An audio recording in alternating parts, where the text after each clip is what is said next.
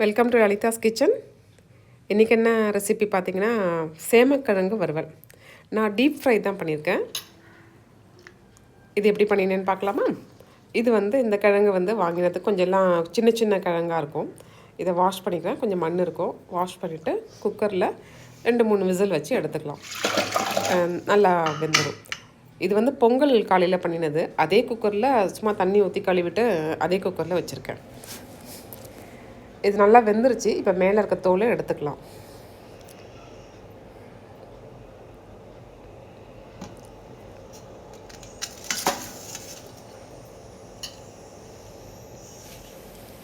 பாருங்கள், எல்லாத்தையும் எடுத்தாச்சு. இதை கொஞ்சம் சின்ன சின்ன பீசஸாக கட் பண்ணிக்கலாம்.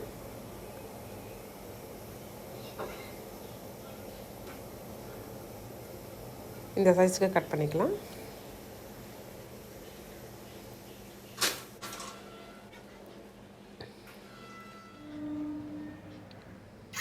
எல்லாத்தையும் கட் பண்ணியாச்சு. இது அப்படியே இருக்கட்டும். அடுத்து இதுக்கு ஒரு மேலே அந்த மாவு கோட் பண்ணிவிட்டு அதில் தான் ஃப்ரை பண்ண போகிறேன். அதுக்கு ப்ரிப்பேர் பண்ணலாம். முதல்ல 1 ஸ்பூன் கடலை மாவு சேர்த்துருக்கேன். 2 டேபிள் ஸ்பூன்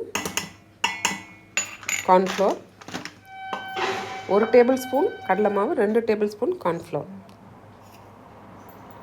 உப்பு சேர்த்துருக்கேன். இது ஜீரகத்தூள் 1 ஸ்பூன்,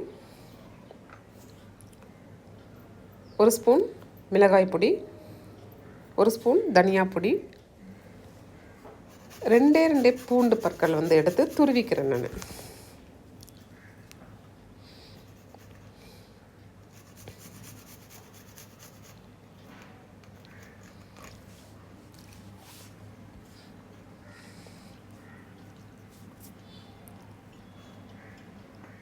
அடுத்தது நான் இதில் கொஞ்சம் ஓமத்தையும் சேர்க்குறேன். ஓமத்தை சும்மா லைட்டாக கையில் க்ரஷ் பண்ணிவிட்டு சேர்த்துக்கலாம்.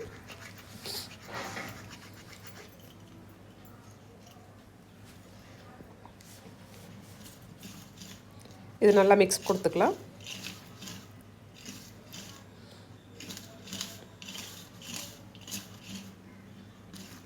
இப்போ இது நல்லா மிக்ஸ் பண்ணதுக்கப்புறம் இந்த மாவை இந்த ட்ரையாக இருக்கிற மாவை அந்த கிழங்கு மேலே போட்டுக்கலாம். ஏன்னா கிழங்கு ஏற்கனவே கொஞ்சம் கொழப்பு இருக்கும். அதனால் அது மேலே போட்டிங்கன்னா நல்லா ஒட்டிடும்.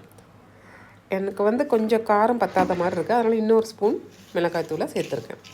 தனி மிளகாய்த்தூள்.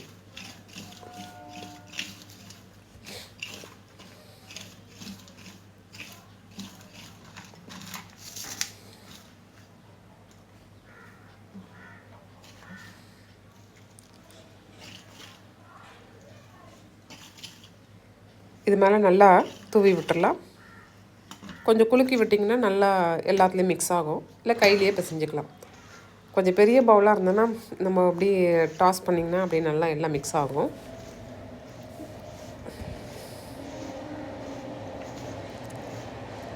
நல்லா மிக்ஸ் பண்ணியாச்சு.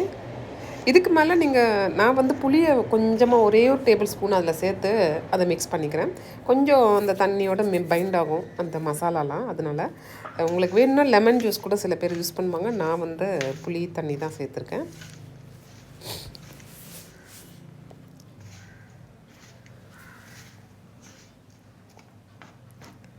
இது நல்லா போட்டாச்சு, கலந்து விட்டாச்சு. இப்போ இது ஒரு 1/2 hour 20 minutes இருக்கட்டுமே. நம்ம மற்ற வேலை செஞ்சுட்டு இதை அப்படியே ஃப்ரை பண்ணலாம் லாஸ்ட்டாக. அப்படி இருக்கட்டும். இப்போ எண்ணெய் காய வச்சுருக்கேன். எண்ணெய் காஞ்சதுக்கப்புறம் ஒன்று ஒன்றா போட்டு ஃப்ரை பண்ணி எடுத்துக்கலாம்.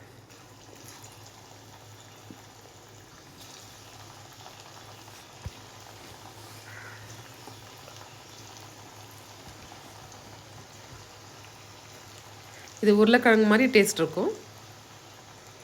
குழந்தைங்க சேமக்கிழங்கு சாப்பிடாத குழந்தைங்க இந்த மாதிரி ஃப்ரை பண்ணி கொடுத்தீங்கன்னா சாப்பிடுவாங்க நல்லா. இந்த வெரைட்டி ரைஸோடு இதை வச்சு கொடுக்கலாம்.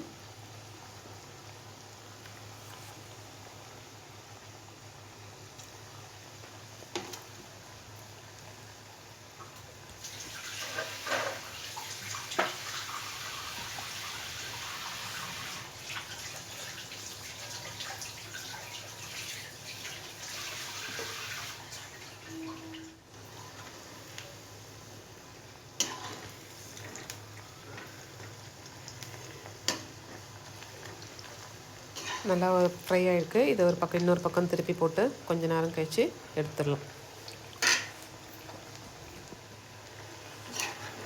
மீதி இருக்கிறதையும் இதே மாதிரி போட்டு போட்டு எடுத்து ஃப்ரை பண்ணி எடுத்து வச்சுக்கலாம். சேமக்கிழங்கு வறுவல் ரெடி. உங்கள் எல்லாருக்கும் ரொம்ப பிடிச்சிருக்கும். எப்படி இருந்ததுன்னு உங்கள் கமெண்ட்ஸை கொடுங்க. சப்ஸ்கிரைப் பண்ணாதவங்க பண்ணிவிடுங்க. என்னோடய அடுத்த வீடியோவில் இதே மாதிரி ஒரு நல்ல ரெசிபியை உங்களுக்கு ஷேர் பண்ணுறேன். கீப் வாட்சிங். Thank you. Have a good time.